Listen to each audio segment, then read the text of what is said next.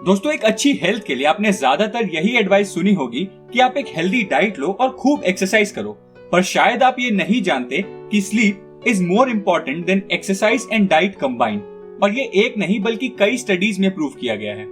और एक बार को अगर हम इन स्टडीज और रिसर्चेस को साइड करके नॉर्मली भी बात करें तो आप ये जानते हैं कि जिस दिन आपकी नींद ढंग से पूरी होती है उसके अगले दिन आप कितना एनर्जेटिक एंड रिफ्रेश्ड फील करते हैं।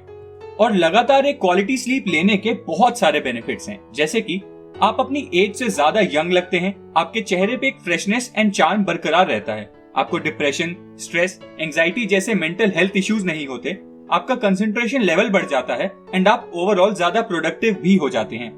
एंड और भी कई बेनिफिट्स हैं एक अच्छी नींद के। तो आइए आज इस वीडियो में जानते हैं कि आखिर हम एक अच्छी और गहरी नींद लेने के लिए क्या कर सकते हैं, और हम ये भी जानेंगे कि आपको अपनी एज के अकॉर्डिंग कितनी देर तक सोना चाहिए। तो चलिए इस वीडियो को स्टार्ट करते हैं। सबसे पहला और मोस्ट इफेक्टिव टिप है avoid screens before bed time. ऐसा क्यों कहते हैं, इसको समझने के लिए आपको दो चीजें जाननी पड़ेंगी। पहला मेलेटोनिन, दूसरा ब्लू लाइट। हमारी बॉडी कई अलग अलग तरह के हार्मोन्स रिलीज करती है जो डिफरेंट बॉडी फंक्शंस के लिए रिस्पॉन्सिबल होते हैं, और उन्हीं में से मेलेटोनिन भी एक हार्मोन है जो कि रिस्पॉन्सिबल होता है हमारी डीप स्लीप साइकिल्स के लिए। और हमारे टीवी, फोन्स एंड लैपटॉप्स की स्क्रीन से एक 460 टू 480 नैनोमीटर वेवलेंथ की लाइट प्रोड्यूस होती है जिसे कहते हैं ब्लू लाइट। अब होता यह है कि हमारी आंखों में मेलेनोप्सिन फोटोरिसेप्टर नाम का एक सेंसर होता है, एंड जब हमारी आंखों पे ब्लू लाइट पड़ती है तो ये सेंसर मेलेटोनिन का प्रोडक्शन कम कर देता है, जिस वजह से आपकी नींद भी कम हो जाती है। तो इसलिए आप कोशिश करिए कि सोने से एटलीस्ट 2 घंटे पहले आप कोई भी स्क्रीन ना देखें। बट अगर आपके लिए ये इम्पॉसिबल है एंड आपको सोने से पहले फोन या लैपटॉप यूज करना ही पड़ता है, तो आपके लिए कुछ सॉल्यूशंस हैं जो थोड़े यूजफुल हो सकते हैं। पहला, अगर आप एंड्रॉइड फोन यूज करते हैं तो आप अपने फोन की सेटिंग्स में जाकर ब्लू लाइट फिल्टर ऑन कर दीजिए। एंड अगर आपके पास आईफोन है तो आप अपने फोन की नाइट शिफ्ट सेटिंग्स को अपने हिसाब से कस्टमाइज कर लीजिए। दूसरा, कुछ एप्स होती हैं जो आपके फोन एंड लैपटॉप की ब्लू लाइट को स्लाइटली ऑरेंज कर देती हैं, ताकि आपका लैपटॉप या फोन यूज करने से आपकी स्लीप साइकिल पे ज्यादा इम्पैक्ट ना पड़े। एंड लैपटॉप के लिए एक फेमस ऐप का नाम है f.lux। अगला टिप है your bed is for sleeping. आप अपने बेड को सिर्फ सोने एंड आराम करने के लिए ही यूज करें, ना कि पढ़ाई करने के लिए या ऑफिस का काम करने के लिए, और ना ही डिनर या कुछ और करने के लिए, क्योंकि ऐसा करने से आपकी नींद 2 रीजंस की वजह से खराब हो सकती है। पहला, जब आप अपने बेड पर मोस्ट ऑफ द टाइम बैठकर काम करने की कोशिश करते हैं तो यूजुअली लोग काम करते करते एक बहुत ही कंफर्टेबल पोस्चर में चले जाते हैं, एंड कुछ लोग तो पूरा टाइम लेटकर अपना काम या पढ़ाई करने लगते हैं।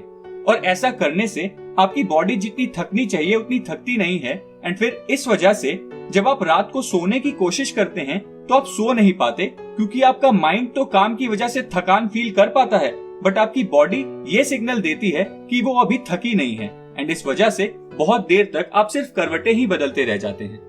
दूसरा रीजन ये है कि हमारा माइंड जिस भी चीज को देखता है उससे रिलेटेड थॉट्स एंड इमोशंस हमारे माइंड में एक्टिवेट हो जाते हैं। एंड अगर आप अपने बेड पर काम या पढ़ाई रोज करते हैं तो इवन रात को भी अपने बेड पर आने के बाद आपको अपने काम या पढ़ाई से रिलेटेड थॉट्स आने शुरू हो जाएंगे। एंड एक बार अगर ऐसे थॉट्स आना शुरू हो जाते हैं तो फिर इंसान के लिए अच्छी नींद ले पाना बहुत ही मुश्किल हो जाता है। इसलिए कोशिश करिए कि आप अपने बेड को सिर्फ सोने के लिए ही यूज करें। तीसरी टिप है गेट इट ब्लैक्ड आउट। मतलब आप जिस भी रूम में सोएं उस रूम में कंप्लीट अंधेरा कर दीजिए, एंड अंधेरा इतना हो कि आपको अपने हाथ भी ना दिखाई दे।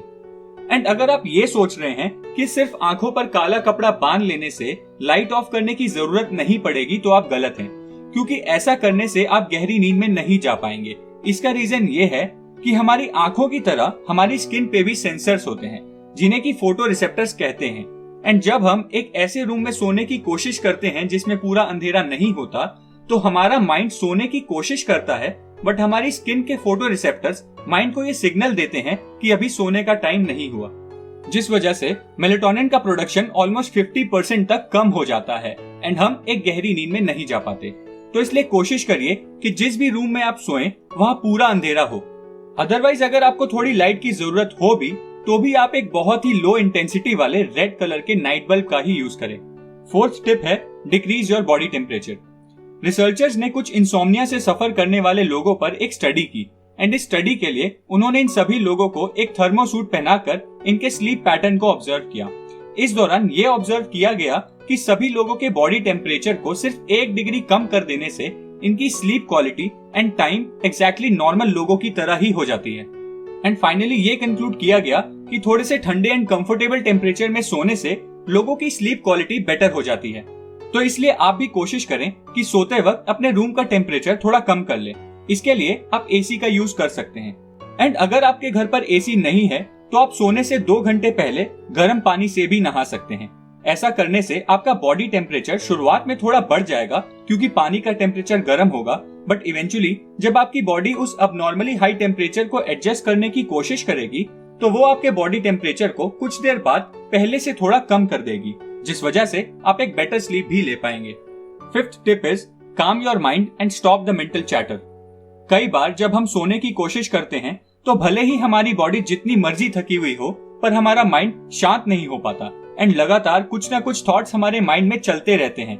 एंड आप जितनी मर्जी करवटें बदल लो, माइंड शांत नहीं हो पाता और बस यही करते करते आधी रात बीत जाती है। तो इस केस में जबरदस्ती सोने की कोशिश करने के बजाय आप उसी टाइम उठकर बैठ जाएं एंड डीप ब्रीदिंग एक्सरसाइज करने की कोशिश करें। डीप ब्रीदिंग एक्सरसाइज कैसे करनी है आप इसके बारे में ऑनलाइन भी पढ़ सकते हैं ताकि आप सही तरीके से एक्सरसाइज कर पाएं। फिर इस डीप ब्रीदिंग एक्सरसाइज के बाद आप लेट जाएं एंड लेट कर मेडिटेशन करने की कोशिश करें। एक बहुत ही जबरदस्त मेडिटेशन टेक्निक जो अच्छी स्लीप के लिए बहुत इफेक्टिव है, उसका नाम है योग निद्रा। इसे भी ऑनलाइन सर्च करें एंड जब भी आपको सोने में प्रॉब्लम फील हो तो इस टेक्निक का यूज करें। तो दोस्तों ये थी कुछ 5 टिप्स जो आप एक बेटर स्लीप पाने के लिए यूज कर सकते हो। अब बात करते हैं कि अलग अलग एज के अकॉर्डिंग हमें कितनी देर तक सोना चाहिए। ये डेटा मैं आपको नेशनल स्लीप फाउंडेशन के रिसर्च रिजल्ट से बता रहा हूँ, जो कि 9 कैटेगरीज में डिवाइडेड है। फर्स्ट, न्यूबॉर्न, मतलब वो बच्चे जो अभी 0 से 3 मंथ्स के हैं, इन्हें 14 से 17 घंटों तक सोना चाहिए। सेकंड, इन्फेंट्स, मतलब जिनकी एज 4 से 11 महीने तक है, उन्हें 12 से 15 घंटों तक सोना चाहिए। थर्ड, टॉडलर्स, जिनकी एज अभी 1 से 2 साल के बीच में है, इन्हें 11 से 14 घंटों तक सोना चाहिए। फोर्थ, प्री स्कूलर्स, जिनकी एज 3 से 5 इयर्स के बीच में है, उन्हें 10 से 13 घंटे तक सोना चाहिए। फिफ्थ, स्कूल एज्ड, मतलब कि वो बच्चे जिनकी उम्र 6 से 13 साल के बीच में है, इन्हें 9 से 11 घंटों तक सोना चाहिए। सिक्स्थ, टीनेजर्स, जिनकी एज 14 से 17 साल के बीच में है, इन्हें 8 से 10 घंटों तक सोना चाहिए। सेवेंथ, यंग एडल्ट्स, जिनकी एज 18 से 25 साल तक है, उन्हें 7 से 9 घंटों तक सोना चाहिए। नेक्स्ट, एडल्ट्स, जिनकी एज 26 से 64 साल तक है, उन्हें भी 7 से 9 घंटों तक ही सोना चाहिए। और एंड में ओल्डर एडल्ट्स, जिनकी एज 65 इयर्स या उससे ज्यादा है, उन्हें 7 से 8 घंटों तक सोना चाहिए। अब शायद इन सारी टिप्स को जानने के बाद एंड अपने लिए जरूरी स्लीप टाइम को जानने के बाद आप एक अच्छी क्वालिटी स्लीप ले पाएंगे। एंड मैं उम्मीद करता हूँ कि आपको ये वीडियो हेल्पफुल लगी होगी। अगर आपको ये वीडियो पसंद आई है तो इस चैनल को सब्सक्राइब करें, इस वीडियो को लाइक करें और बेल आइकन दबाएं फ्यूचर वीडियो अपडेट्स के लिए। Thank you.